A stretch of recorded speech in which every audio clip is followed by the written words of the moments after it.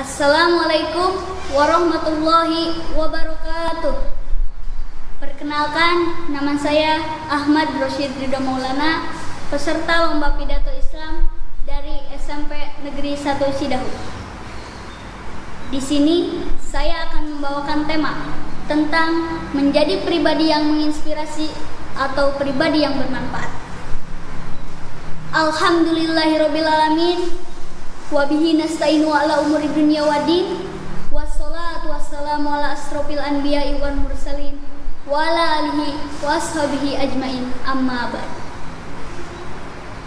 Yang terhormat Bapak Ibu Dewan Juri serta hadirin yang saya hormati, di dalam hidup ini kita tak perlu berupaya untuk menjadi seseorang yang disegani, apalagi ditakuti. Tetapi jadilah seseorang yang berguna bagi siapapun di sekeliling diri kita. Kita wujudkan jiwa kepemimpinan dalam diri kita, agar diri kita bisa menjadi seseorang yang menginspirasi orang lain. Menjadi pribadi yang menginspirasi berarti menjadi pribadi yang bermanfaat. Ini adalah bagian dari implementasi konsep Islam yang penuh cinta, yaitu memberi. Mengapa harus menjadi pribadi yang menginspirasi atau pribadi yang bermanfaat?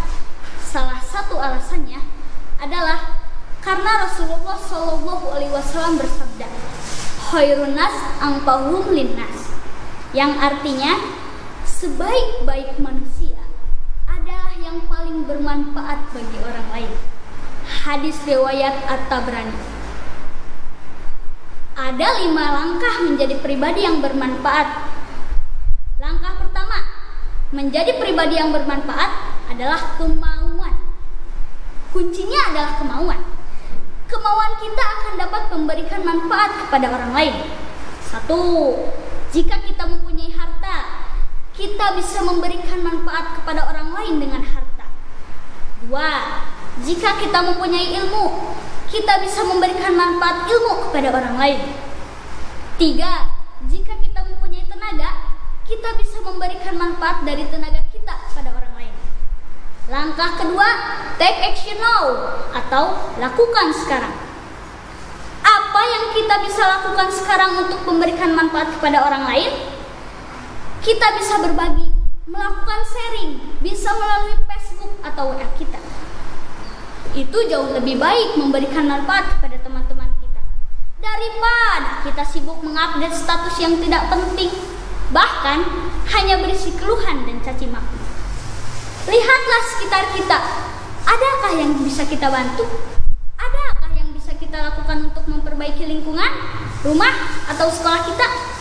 Akan banyak yang bisa kita lakukan untuk memberikan manfaat kepada orang lain.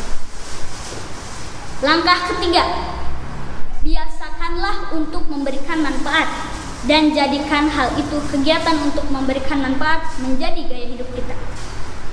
Maksudnya, jadikan sikap suka memberi manfaat itu sebagai kebiasaan, sebagai gaya hidup yang menginspirasi banyak orang untuk menirunya.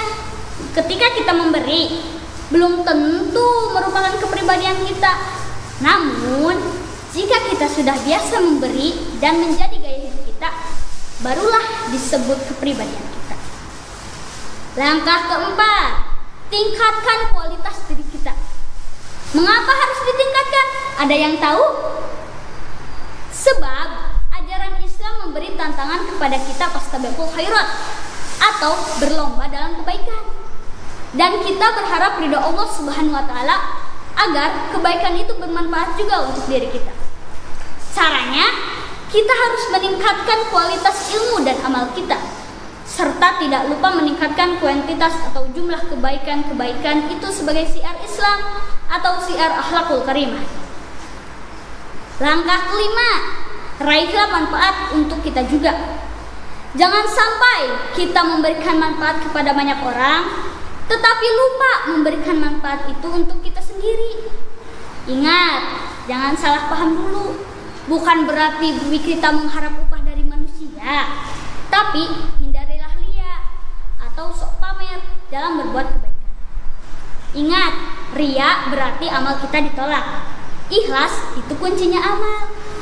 Niatkan bahwa apa yang kita lakukan hanya karena Allah, bukan karena ingin disebut pribadi yang bermanfaat atau pujian.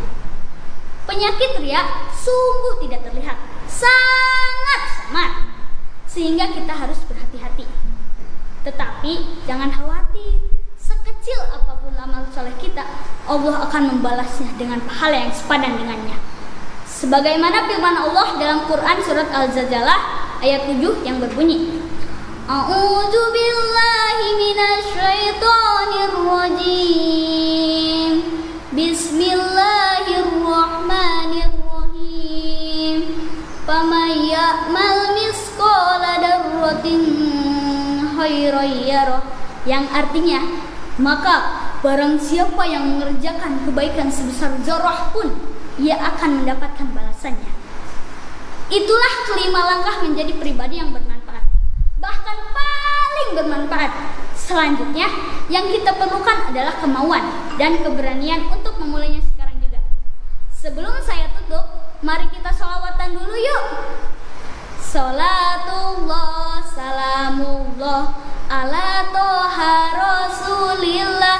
Salatullah, salamullah ala yasin habibillah.